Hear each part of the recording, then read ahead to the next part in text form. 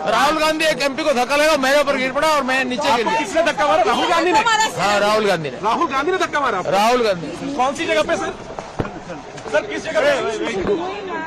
Sir किस जगह पे? किस जगह पे? सीढ़ी के ऊपर में मैं खड़ा हुआ था और राहुल गांधी ने आकर के एक एमपी को धक्का लगाया, वो मेरे ऊपर गिर पड़ा और मैं। कहाँ चोट लगी सर आपको? कहाँ चोट लगी sir?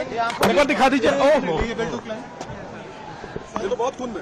You want to see blood, no? See, they want to see. उनको जाने दो यार, जाने दो उनको। संसद में गुरुवार को धक्का मुक्की से माहौल गर्मा गया है। नेता विपक्ष राहुल गांधी पर आरोप लगा कि उन्होंने बीजेपी सांसद प्रताप चंद्र सारंगी को धक्का देकर गिरा दिया।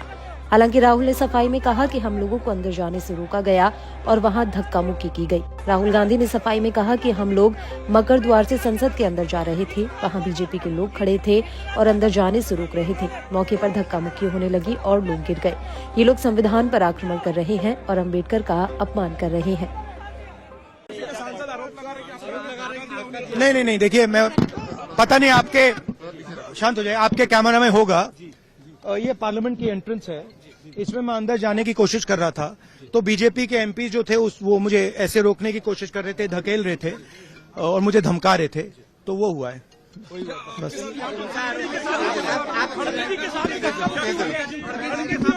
नहीं, देखिए, हाँ किया है, मगर ठीक है, कोई मतलब धक्का मुक्की से हमें कुछ होता नहीं है, मगर ये एंट्रेंस है पार्लियामेंट हाउस की और हमारा अधिकार है अंदर जाने का, और बीजेपी के जो मेंबर्स हैं वो हमें अंदर जाने से रोक रहे थे। सेंट्रल इशू है जो आप लोग मांग कर रहे हैं, अमित शाह के रेजिग्नेशन को लेकर। नहीं, सेंट्रल इशू है कि ये कॉन्स्टिट्यूशन पर आक्रमण कर रहे हैं और जो अंबेडकर जी की मेमोरी है उसका अपमान कर रहे हैं। बीजेपी सर आप लोगों से माफी की मांग कर रही है, कह रही है कांग्रेस माफी मांगे। मैम आपके साथ धक्का मुक्की हुई है?